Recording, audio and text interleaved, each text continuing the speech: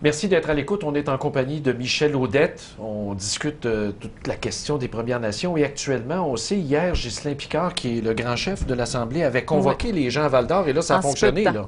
Oui, je crois comprendre qu'il y a une quarantaine de personnes, 7 nations sur 10. C'est une première, là.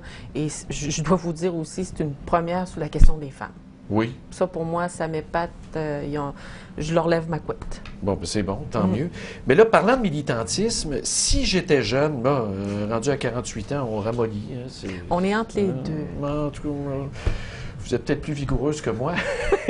Mais bon, si j'avais dans la vingtaine, moi, je serais déjà assis sur le baril en train d'allumer la mèche. Là. Je serais d'un Warriors, je serais sur la ligne de front.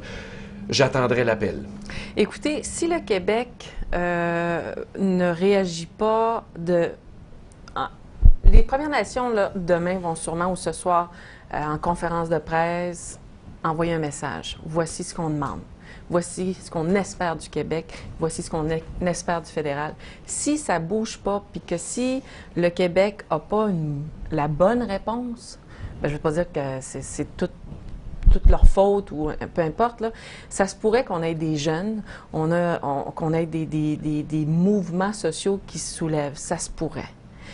Mais je vous dirais en même temps, déjà, M. Kelly a avoué, a dit ce matin à la presse, j'attends les propositions. Oui, oui. Ça, alors, là, au moins, c'est positif. Oui. Ce qui me fait peur, Stéphane, moi, ce qui me fait peur, c'est on est en train de polariser l'enjeu.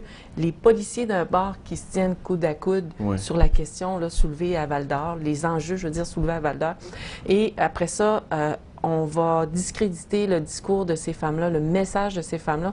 J'ai peur que la société québécoise se split en deux. Les gens dire les méchants contre les pas bonnes ou les pas fines. Oui, mais vous amenez un point, là, puis ça va faire mal. Là, si c'est ça, je vais devenir plus rough. Exactement, parce que les règles de preuve du tribunal étant ce qu'elles sont, là, c'est évident que quand ça fait 20 ans, même ma blonde, là, se serait fait abuser sexuellement il y a 25 ans, là. Des fois, la preuve est disparue, la preuve n'est plus là, la preuve est... Alors, c'est ta parole contre l'autre. Ou tu étais intoxiqué ce soir-là, mais tu as quand même des preuves physiques que tu as été abusé. Oui, mais on va essayer de te démolir en défense. Te discréditer, te démolir alors, si ça tourne autour de ça, vous avez raison, moi je débarque aussi. Le problème est plus grand que ça, là. Beaucoup plus grand, et c'est de se rappeler que l'exemple que je donne souvent ces temps-ci, c'est qu'on demande aux femmes de dénoncer. Hein? Toute société, on demande aux femmes.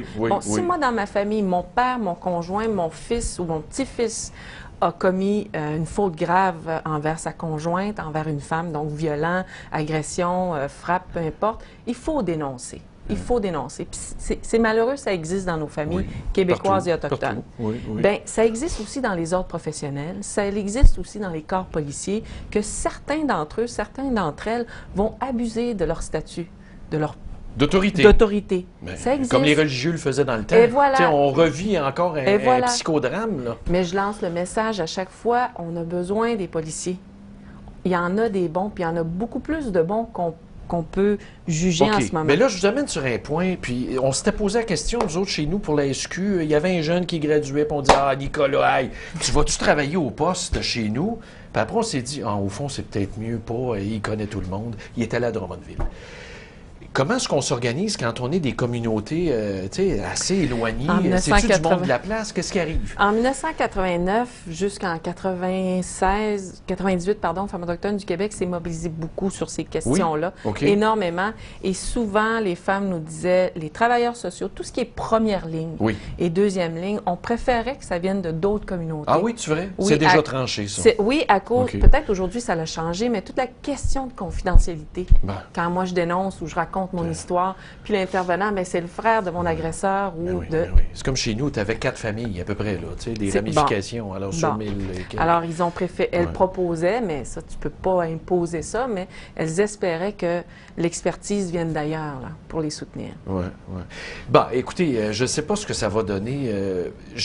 Moi, j'ai été élevé, moi vous le dis bien candidement, dans la haine des Premières Nations. Je peux pas vous dire en nom de tout ce qu'on m'a dit, puis tout ce qu'on a perpétué comme mythe. Puis j'étais à Kahnawake, Saint-Rémy, vraiment après, dans le temps de la crise. le racisme existe encore, là. Il est très présent. C'est un mur d'hypocrisie. Si on allait dans le cerveau vous faire un rayon X, là, je pense que ça sentirait pas très bon.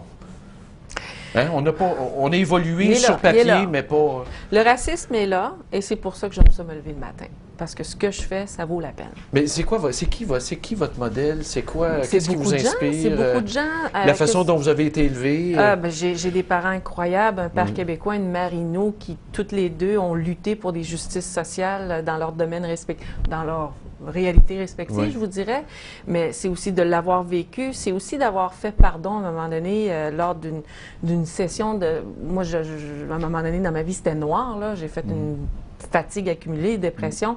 Et lors de ce grand rassemblement-là, mettons, Centre de ressourcement, je cherchais le nom, Attitude, je suis allée là, pas peur de le dire, il y a eu un mea culpa de 75 Québécois qui ont dit d'où vient ce racisme-là, l'intolérance, l'ignorance, etc. Puis un par un m'ont regardé dans les yeux sans me connaître, puis m'ont dit « On n'a jamais vu la peine qu'on a pu faire aux Autochtones, maintenant on la comprend. » Et ça a été un événement pour moi là, marquant, qu'à partir de ce moment-là, quand je vois un Québécois ou un Canadien raciste devant moi, là, je dis tout le temps « C'est pas grave. » Il y a un système, il y a une histoire, il y a quelque chose de beaucoup plus profond que toi, tu ne fais que véhiculer des fois sans t'en rendre compte. Je te pardonne. Depuis ce temps-là, je suis comme... Et mes relations sont beaucoup plus fortes, beaucoup plus agréables et beaucoup plus mobilisatrices.